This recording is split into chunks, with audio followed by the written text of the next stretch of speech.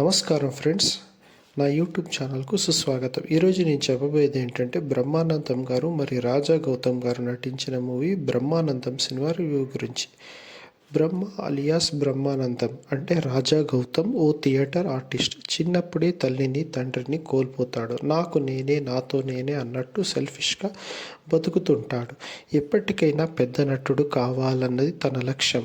ఈ ప్రయత్నంలోనే ఉండగానే తన గురువు సహాయంతో ఢిల్లీలో జరగనున్న కళారంగ మహోత్సవంలో నాటకం వేసే అవకాశాన్ని అందిపించుకుంటాడు. అయితే ఇందులో పాల్గొనాలంటే రూ.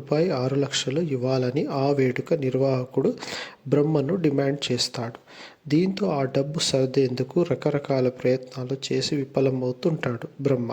సరిగా అప్పుడే వృద్ధాశ్రమంలో ఉండే తన తాత మూర్తి అలియాస్ ఆనందరామ్మూర్తి తన పేరు అంటే బ్రహ్మానందం మీద కోదోడ దగ్గర 6 ఎకరాల భూమి ఉందని తాను చెప్పినట్లు చేస్తే అది తనకు ఇస్తానని చెప్పి బ్రహ్మను ఊరికి తీసుకెళ్తాడు. మరి అక్కడికి వెళ్ళాక ఏం జరిగింది? తాను చెప్పినట్లుగా బ్రహ్మకు మూర్తి పొలం రాసిచ్చాడా? దీన్ని ఇవ్వడం కోసం అతను పెట్టిన షరతులేంటి?